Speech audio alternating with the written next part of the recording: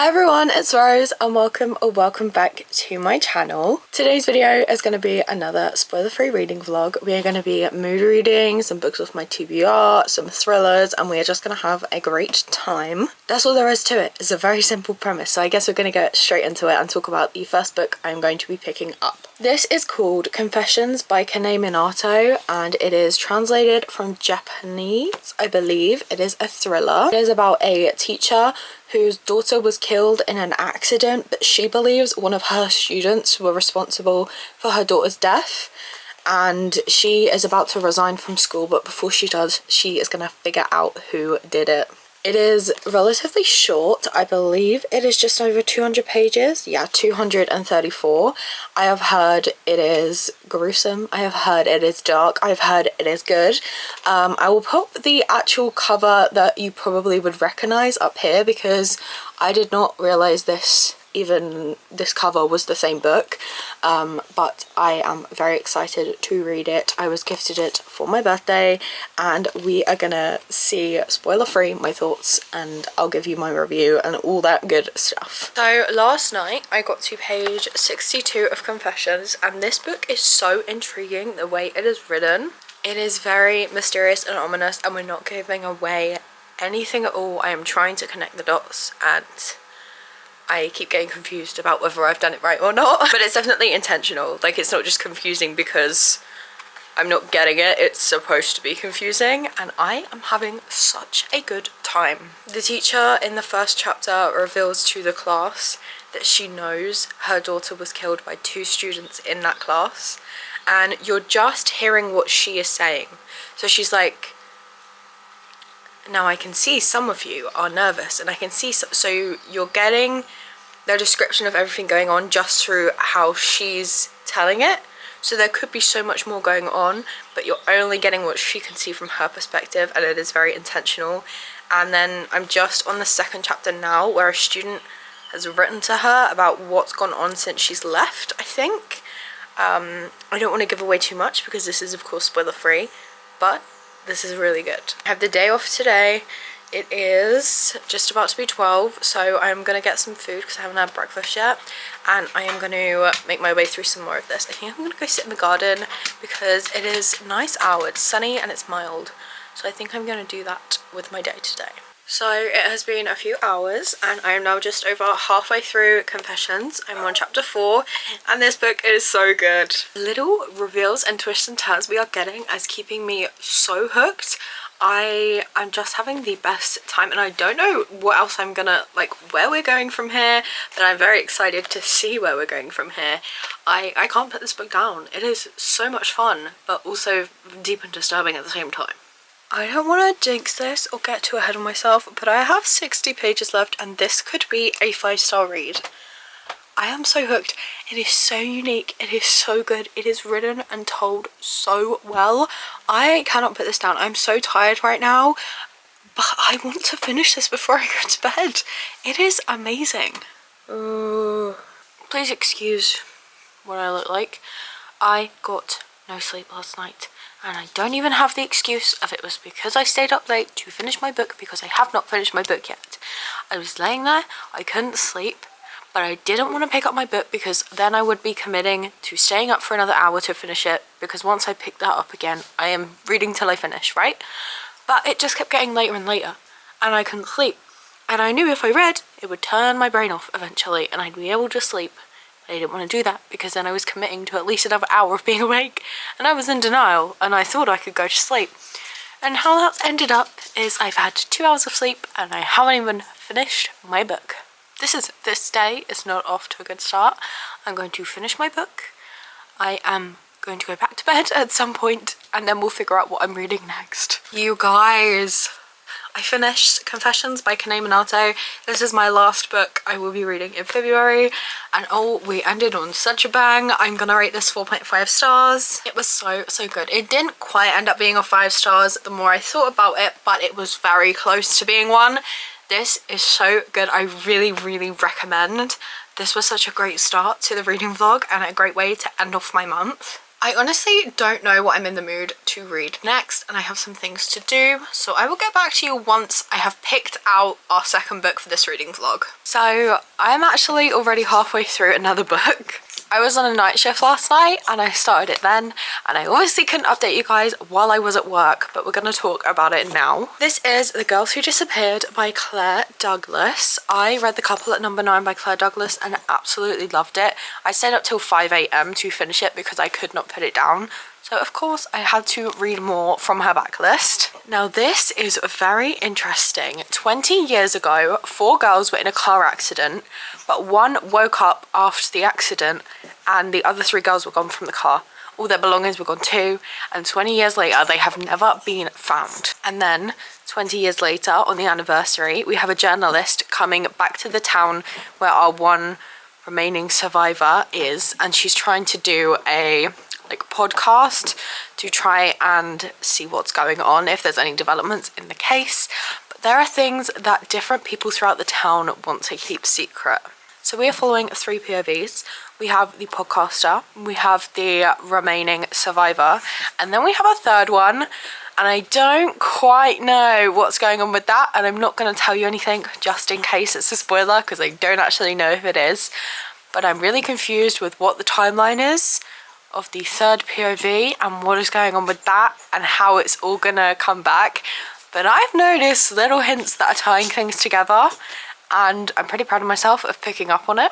I'm currently just over 200 pages in. This is really, really good, and I am listening to it on audio. I don't think I'm gonna finish it tonight, but I think I'll end up finishing it tomorrow because it's like 5 PM right now and I've just woken up, because obviously I was awake all night at work. If you can hear squeaking in the background, by the way, those are my dogs playing. But I am going to read some more of this tonight because I do want to see some more developments. I'm having such a good time with this one. It's not 5-star potential, but it is definitely going to be highly rated. I mean, you never know with thrillers though, unless it does ruin it with plot twists at the end. I feel like thrillers is the main kind of genre where the rating is really make or break on the ending. Like, it could go from 5 to 1. It could really, really depend on how things end. And I don't know, yes, all books are like that to some degree, but I think thrillers are the main ones because the plot twist, the plot reveals, how everything comes together is really much more intense in a thriller. Okay, I'm gonna go read some more and I'll keep you updated. So I have about 70 pages left, and I was not right with my theory, it was just a coincidence. But I have an entirely new theory now, and I think this is going to come together in the best way. I really had faith Claire Douglas was going to do this because the way The Couple at Number 9 all tied together was absolutely amazing and was what made the book for me. And I think this is all going to come together so well. This story has been crafted so well and written so good. I am probably going to end up finishing it tonight now because I have to know how this ends, and I will let you know what I end up writing it. Okay, it is the next day and this is the first chance I've had to update you guys. Last night I did finish this book and I'm going to give it a 4-star rating. That last twist at the end was so good. I didn't see it coming at all. I loved this so much, was intrigued from start to finish. Everything made sense. That is so important to me in thrillers, okay? We can't just have a plot twist thrown in there so that everything makes sense. It all added up and you could see there were clues throughout, and I absolutely love this. I love this author. So much so that we are going to be picking up another Claire Douglas book for our third book. This is called The Woman Who Lied, and this premise is so good. This is about a woman who has a best-selling crime detective series, and she has started writing her 10th book, and then she sees in the newspaper that a crime has been committed exactly like a murder that happened in one of the books she's written. She thinks it's just a coincidence until it happens again, and then a crime is committed that is in the novel she is currently writing and has not even published yet. So what the hell is going on? I read that, immediately knew this was going to be our next book. It is around the same page count. It is just under 400 pages and I need to get started on this tonight. I've just come home from a 10-hour shift. I'm going to get a few hours of reading in tonight because I'm going to be on a 10-hour shift again tomorrow. So we've got to get our reading in while we can. I've just ordered food. I've got the audiobook for this and I am ready to just chill. It's weird that I'm going to chill while reading something that sounds so scary. That's just who I am. So I'm around 70 pages into The Woman Who Lied and I am really enjoying it already. I am trying to keep up with all the different characters because a lot of them are women with similar names. So I'm trying to make sure I know who is who, but obviously I'm not even 100 pages in yet. They're going to become more distinct as we go because Claire Douglas writes her characters well. So if they're important, I'm going to know the difference between them. I'm liking it. It's very fast paced as a lot is happening, but I am able to keep up and I'm just having a good time. So I have been listening to The Woman Who Lied for basically the entire day because I have not felt well at all. So I slept in till the afternoon, let's just put it that way. I'm too embarrassed to tell you the actual time I got up, but I have spent my afternoon listening and I am now 60% in. I really like the audiobook actually. I would recommend the audiobook and the book in general because this is so good. It is so fast paced, so much is happening, but not too much that I can't keep up. It's all happening in a way where I can understand what's going on and I can tell the difference between everyone now, and I'm so intrigued to see how this all plays out. I do have a few more books from this author because I think it was either Christmas or my birthday, but I got a set of her 5 books and they're all standalones, so I do have some more. But I will not turn this reading vlog into just a Claire Douglas reading vlog. We will pick up a different author for our next book, but I'll probably be binge reading at least a few more of her books in March, so you will see that in my wrap up. But all that to say, I'm having a very good time. I'm on page 217 and so I've got about 180 pages left. I won't be finishing that tonight, but I probably will be finishing it tomorrow. I am thinking this one's probably going to be a 4-star as well as the other one, but we don't know. I still have a good chunk to see how it's going to go, but those are my feelings so far. I finished The Woman Who Lied and I'm going to rate this 4 stars.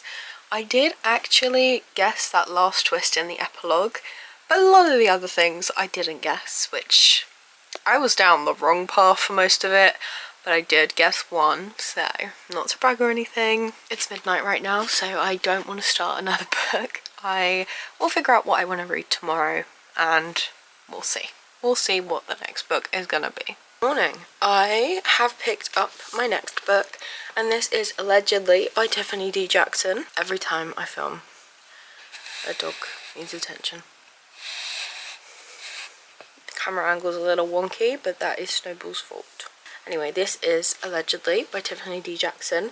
This is about a girl who allegedly killed a baby that her mother was nannying, like looking after at the time. I think she was 7, the baby was like 6 months, and it was a white baby and a black daughter, so I think we're gonna explore themes of racism because that is talked about a lot, even just in the back, and it's following her when she turns, I think, 15. Her talking about, I don't know what's going on, what she allegedly did, and I guess we're going to find out whether or not she actually did it, and I am nervous because I have seen people say like they finished this book and were just left like staring at a wall. Like it's one that really hits you, I think, and I'm excited for it, I'm ready for it, but I'm very nervous at the same time. So we will just see how this goes. I'm joined by the gang.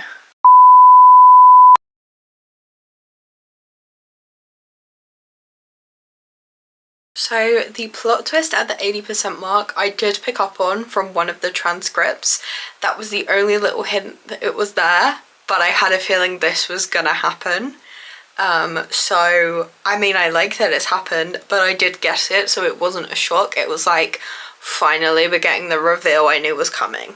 I think I'm gonna go ahead and finish this now, honestly. It's not gonna be a 5-star, but it is good, and it all depends on how this last 20% plays out, and whether I'm shocked or not will depend on my final rating, I guess. So yesterday I took Allegedly with me to work and I ended up finishing it, and I have some thoughts. I ended up rating this book 3 stars, and I think it is absolutely my own fault for getting my expectations too high, because I misinterpreted what people meant when they said that when they finished this book it left them feeling like staring at a brick wall. I interpreted that as there's going to be some crazy plot twists.